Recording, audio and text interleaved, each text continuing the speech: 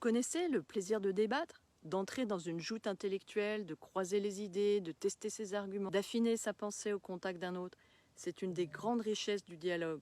Quand c'est bien mené, comme on s'efforce de l'encourager dans les ateliers de pratique philosophique, en cadrant la parole, ça élève les deux parties. Ça oblige à sortir de ses certitudes, à clarifier ce qu'on pense, à écouter vraiment. C'est à la fois un exercice de rigueur et un exercice d'humilité. Mais il y a un piège. Derrière ce plaisir, il y a assez souvent un désir bien plus sournois qui vient se glisser, avoir le dernier mot, le besoin de gagner la discussion, de clore l'échange en imposant son point de vue, comme si la valeur de ma pensée, elle se mesurait à ma capacité à l'emporter, à faire taire l'autre, comme si la vérité, elle pouvait se posséder et qu'elle était dans mon camp. Et là, on peut se demander, mais d'où vient cette pulsion? Pourquoi avons-nous tant besoin de triompher intellectuellement?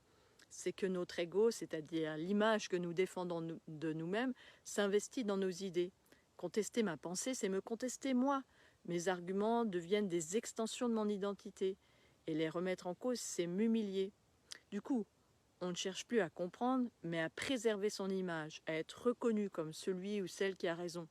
À ce moment-là, l'autre, c'est plus un partenaire de pensée, c'est une menace à neutraliser. La tension monte, l'irritation surgit, la mauvaise foi s'installe.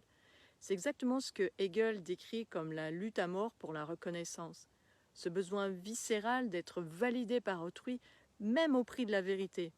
Vous avez certainement observé cela sur les réseaux sociaux, si vous n'y avez pas vous-même participé. Chaque idée opposée devient un affront personnel. On n'écoute plus, on calcule sa réplique. Et pourtant, le véritable esprit philosophique, c'est pas ça. C'est de garder de la distance avec ses propres positions. C'est de reconnaître que la vérité n'appartient à personne, qu'elle émerge dans l'espace entre les consciences. C'est exactement ce que dit Socrate dans le Gorgias de Platon. Ce que je cherche, c'est pas avoir raison, c'est découvrir la vérité avec toi. Voilà la différence, être plus attaché à la justesse qu'à son image. Mais attention, ça ne veut pas dire renoncer à défendre la raison. Il y a une différence entre la mollesse intellectuelle et l'humilité philosophique. Parfois, il faut savoir résister, argumenter avec force, ne pas céder sur l'essentiel. Le dialogue authentique, c'est pas de la complaisance. Mais parfois aussi, la plus grande maturité, c'est de suspendre son jugement, de dire « je sais pas, tu m'as fait réfléchir » et de laisser la question ouverte.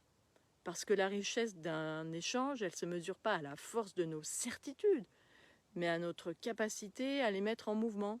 Et vous alors, dans vos dernières discussions, qu'est-ce qui comptait le plus? Avoir raison ou comprendre quelque chose de nouveau?